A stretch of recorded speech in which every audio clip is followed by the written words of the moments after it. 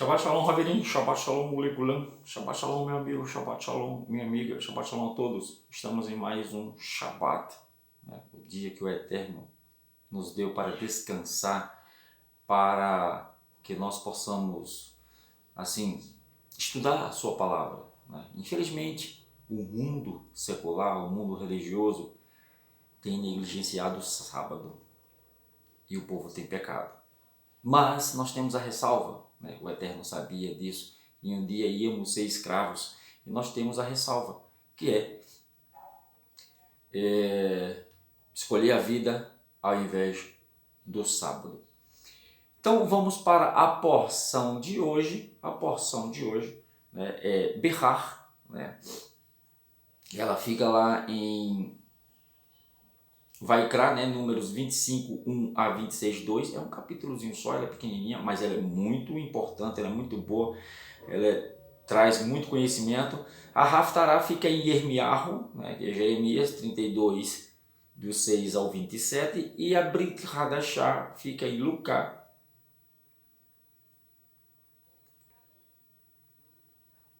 4, 16, 21. E Gelutiá 5, do 1 a 6, do 1 a 6, 18. Gente, a porção ela vai trazer todas as instruções em relação ao sábado, tanto o sábado semanal como o sábado anual, né? E sobre o Yovel, que é o jubileu, né? 6 anos plantarás, no 7º ano não plantarás para a terra descansar. Por que hoje nós temos maldição em plantações, né? Nós temos alimentos ruins porque eles não deixam a terra descansar. A terra precisa descansar e eles não deixam a terra descansar. E o Eterno disse que a terra, o céu e a terra são testemunhas, vão ser testemunhas, né, do pecado do homem. Ela se conserva, né, para o pecado do homem. E aí depois vem o ano do jubileu, né? Contarás 7 semanas ou 7 anos e vem o ano do jubileu. O jubileu, né, era tido como um ano em que, se a pessoa vendeu alguma propriedade, tá todas as instruções aqui, algumas são diferentes para os levitas, porque os levitas não tinham propriedade, mas se você vendeu sua propriedade com 50 anos, ela devolve para você, né? Se você não tiver dinheiro para resgatar a sua propriedade, ou se você mesmo se tornou servo de outra pessoa com 50 anos, você é posto em liberdade com uma quantia boa, né, de rescisão. Para você ver, né, como as leis do Eterno elas eram perfeitas, porque depois de 50 anos você tinha sua propriedade de volta, então ninguém enriquecia, né, e ninguém empobrecia demais, né? E aí vem a instrução também do resgate, foi o que aconteceu com Ruth e Noemi, que um parente próximo pode resgatar tanto você como a sua dívida, né? E tem todas aquelas instruções que nós já sabemos. O interessante é que no ano do jubileu, né, são 3 anos, ou seja, nesse ano você plantava, nesse ano você era Shabat, né, você não plantava, né, e no outro ano era o jubileu. Então esse ano aqui, né, o sexto valia pelo 7º, pelo 8º e pelo 9º. Veja como o eterno é, né? Porque no 9º você vai começar a plantar. Então você tem que, no 9º, comer da colheita do 6º, 7º, 8º e 9º. A terra, né? Você não plantava no 7º, a terra descansava no 7º, no 8º era o jubileu, quando era o jubileu, e o 9º você ia plantar de novo, você não tinha como, né? E aí era assim.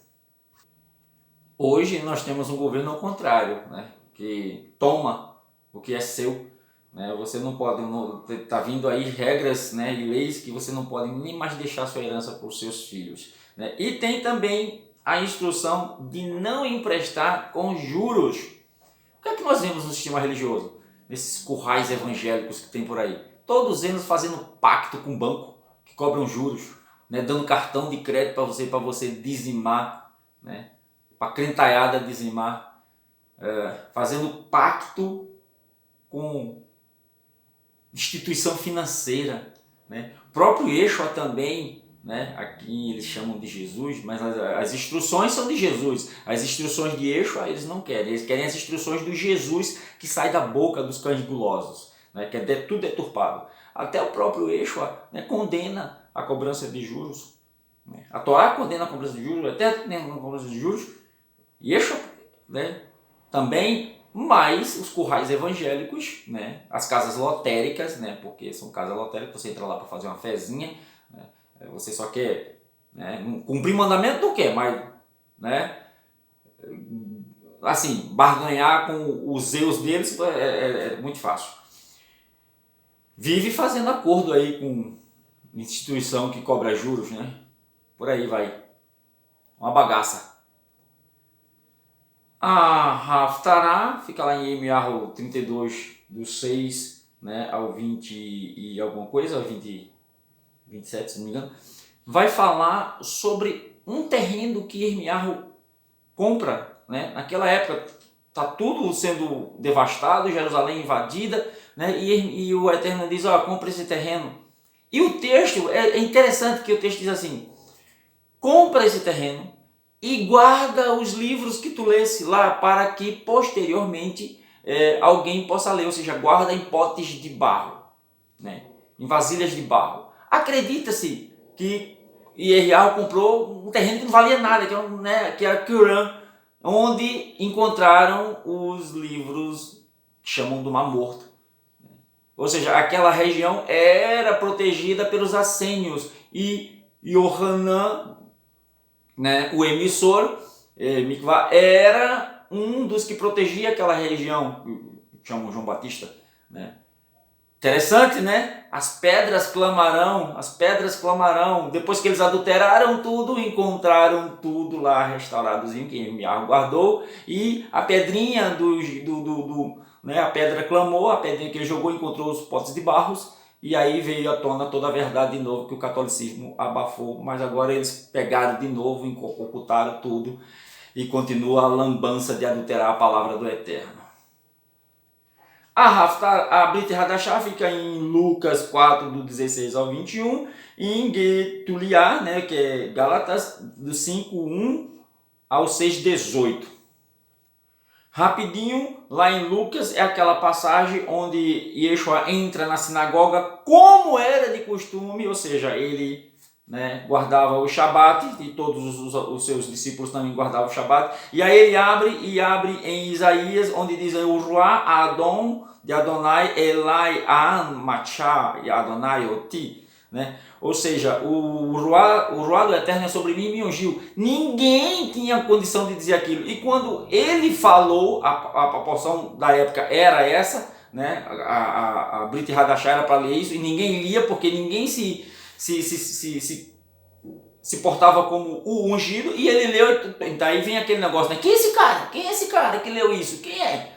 Quem é esse? Ninguém pode ler isso, ninguém pode dizer que é ungido. Aí começa toda aquela perseguição sobre ele. A Brit Hadashah, que fica lá, né, em Gálatas, é nada mais, nada menos que Paulo dando uma exortação em cima daqueles que confundem, né, a graça com libertinagem. Eles, irmãos, não é porque a gente está na graça que a gente vai agora fazer tudo, não é assim.